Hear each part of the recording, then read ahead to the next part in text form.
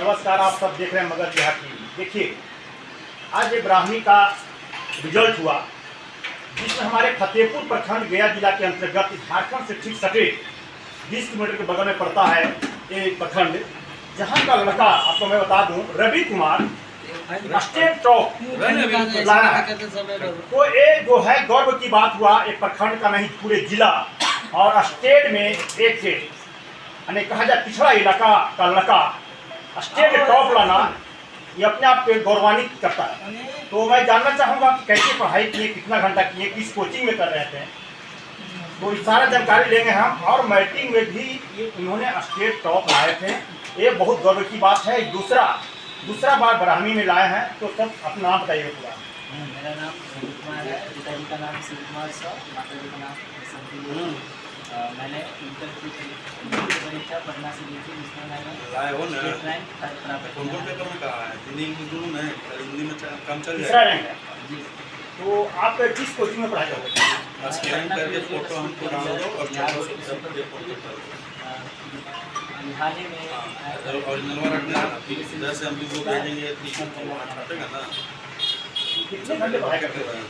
वहाँ पर कोचिंग की टाइमिंग 8 बजे से शाम 4 बजे तक थी, उसके बाद से स्टडी करना। उनको जाना नहीं है स्कैन करके। आपका पिताजी कहाँ तक पढ़े? मेरे पिताजी नर्सिंग की टीम है, ऐसे पूछ लो दूर में रहता है अच्छा बोलने के लिए। माताजी BA ये क्यों है? तो पढ़ाई का श्रेय किनको दीजिएगा इतना आगे तक बढ़ना? पढ़ाई का सपोर्ट के लिए मेरे माता जी पिताजी दोनों साथ में सपोर्ट किए हैं, और बाकी जो टीचर्स भी हैं, जो स्थानीय टीचर्स हैं हमारे करुण सर, विनय सर, चिरू सर, आशुतोष सुमन सर। ये ऐसा कभी भी सोचे थे भविष्य में कि हम स्टेट टॉप लाएंगे? हाँ, ये तो था, मतलब 10th में भी कहीं के मन में इरादा एक पहले से था, सपना था? जी सर, 10th में भी मेरा रैंक 10वां था, और इस बार भी कहीं ना कहीं मुझे पता था कि मेरा नाम टॉप लिस्ट में भेजना है। मेरा एग्जाम की बहुत अच्छा था। आपके पिताजी आपको एक हार्डवेयर दुकान चलाते हैं और बहुत यानी छोटा दुकान से इतना आगे बढ़ाना, पढ़ाना लिखाना, ये कैसे संभव हुआ? 10th तक तो फुल सपोर्ट था माता पिता का और टीचर्स का भी, और 12th में जब मैंने 10th रैंक लाया था तो उसके बाद BSCB का प्रोग्राम आया था सुपर 50 का, जिसमें IIT JEE और नीट के लिए निःशुल्क शिक्षा दिया गया था। मैंने उसी में एडमिशन कराया था। वहाँ से मुझे कोई शुल्क नहीं देना पड़ा, मैंने निःशुल्क वहाँ से अप्लाई किया नीट की। जहाँ जिस कोचिंग में आप पढ़ाई कर रहे थे वहाँ सबसे अच्छे टीचर कौन थे और कौन अच्छे पढ़ाते थे? वहाँ पे सारे टीचर्स वेरीफाइड थे, ऐसा नहीं कि कोई एक ज़्यादा पढ़ाते थे, ऐसा नहीं है। सारे के सारे टीचर बहुत अच्छे थे। आगे क्या सपना है आपका? आगे मैं मेडिकल से भी जाना चाहता हूँ, इस बार मैं नीट भी दूँगा। मेडिकल ही क्यों? जैसे आगे क्या है? अभी शुरुआत में ये है, वो सब मेडिकल बात भी हो सकता है, क्योंकि मेडिकल और JEE 2 ऐसे क्षेत्र हैं जिसके बाद सारे एग्जाम आसान हो जाते हैं। क्योंकि किसी भी अगर आप एग्ज़ाम दीजिएगा तो उसमें फिजिक्स, केमिस्ट्री, बायो, मैथ ये सब चीज़ें ज़्यादा डिफिकल्ट होती हैं, और नीट और JEE में इस सब चीज़ पर ही ज़्यादा फोकस करना होता है। तो मेरा मानना है कि नीट JEE ये करने के बाद सारे एग्जामों में भी आसानी हो जाएगी। अपने क्षेत्र के विद्यार्थी को क्या करना चाहेंगे? मैं यही कहना चाहूँगा कि अगर अच्छे नंबर लाना है तो लास्ट 1-2 मंथ में कुछ नहीं होना है, तैयारी शुरुआत से ही करनी होती है। जो 10th में है, 11th में, 12th में है, जो भी अभी मतलब पास आउट हुए हैं, और उसको मतलब शुरुआत से ही पढ़ना होगा, और कंटिन्यूस रिवीजन भी बहुत जरूरी है। जैसे आप जो भी चीज़ पढ़े उसको बार बार रिवाइज करना, इससे क्या होता है कि एग्ज़ाम टाइम में आपको माइंड फ्री हो जाता है। जहाँ अगर स्टूडेंट्स माइंड लोड के साथ एग्जाम में करते हैं, वहीं पर आप फ्री होकर एग्जाम देंगे। कोचिंग के बाद कितने घंटे पढ़ाई करते हैं? कोचिंग के बाद नॉर्मली शुरुआत में 5-6 घंटे, और जब एग्ज़ाम अगर आने लगा तो वहाँ पर टाइमिंग 8-9 घंटे का। चलिए, तो कहीं न कहीं 8-9 घंटा कोचिंग के बाद भी समय देते, लेकिन के बगल में बैठे हुए हैं, फिर अपना परिचय दीजिएगा। मेरा नाम भारती जी, अमित के दादा में। अच्छा, चाचा जी जी, क्या कहना चाहेंगे? भतीजा इतना बड़ा यानी हासिल किए हैं एजुकेशन में।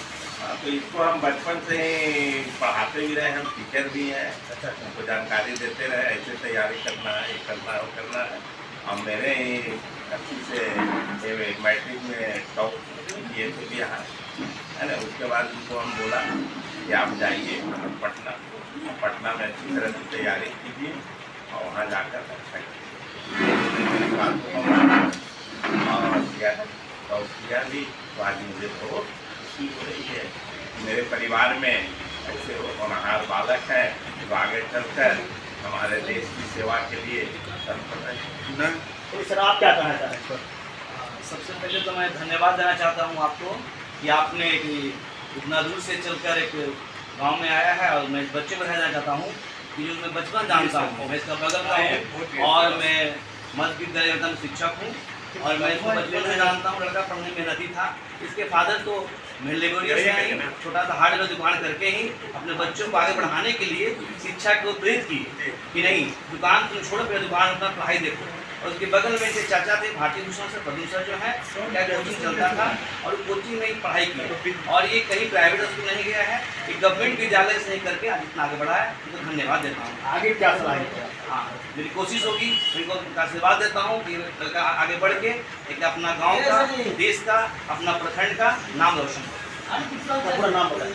मेरा नाम अमिताभ सुमन है, मैं मध्य विद्यालय में शिक्षक हूँ। देखिए यहाँ पर जो गांव के लोग थे बोले कि आगे भी इनको करने का एक अलग मेरा भाव है और करना भी चाहिए। इस तरह से शुरू से ही लगनशील रहा है। इनका सिस्टर है, क्या कहना चाहेंगे आपको? भाई जो है यानी स्टेट में टॉप लाए।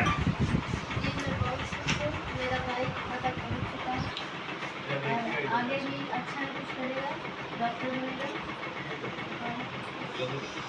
चलिए डॉक्टर बनेगा भाई आपका। डॉक्टर बनाने का इरादा भाई का आपका। इनके देखिए माता जी हैं, पिताजी हैं, अपना नाम बताइए। चलिए आप लोग बैठ जाइए।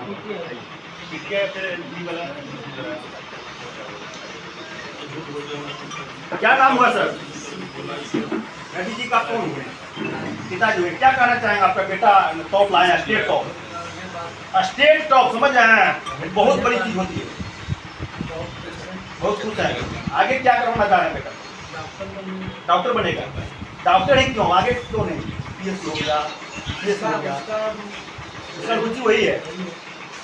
तो आप पे क्या क्या सहयोग रहा इसका पढ़ाई में? कहाँ तक आपका?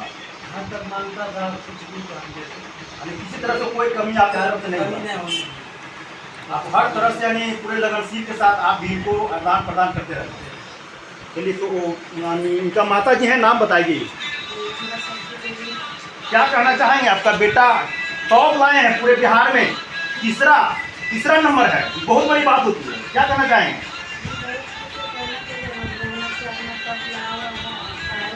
पहले से अच्छा था।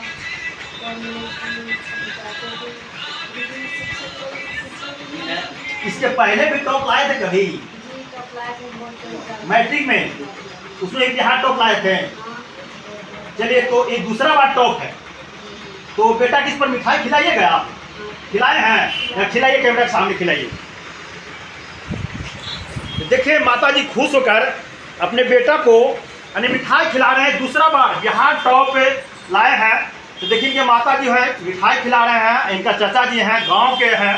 तो सारे लोग जो है पूरे तरह से माहौल जो है यहाँ पर एकदम एक तरह से गौरवान्वित कर रहा है कि हमारे पिछड़ा इलाका का, पिछड़ा प्रखंड का एक बेटा, जो एक साधारण हार्डवेयर के दुकान इनका पिताजी दिए हुए हैं, उससे पढ़ाई लिखाई किए हैं और आज इनका बेटा दूसरा बार बिहार टॉप किए हैं। तो ये गौरवान्वित हो रहा है। फतेहपुर प्रखंड नहीं, पूरे जिला आज मेरा गौरवान्वित हुआ है। और इस जिला के अंतर्गत मैं भी आता हूँ। मैं अपने चैनल के माध्यम से कहना चाहता हूँ कि मैं भी गौरवान्वित हूँ। रवि कुमार के पिताजी यही हार्डवेयर दुकान को चलाते हैं। यही हार्डवेयर दुकान से बेटा को और सभी परिवार को, बेटी को पढ़ाई लिखाई कर आज देखिए स्टेट टॉप बेटा इनको ब्राह्मी का परीक्षा में लाया है, जो तीसरा नंबर पर स्टेट टॉप आया है। यह हार्डवेयर का दुकान शिवशंकर साव इनका पिता का नाम हुआ। रवि कुमार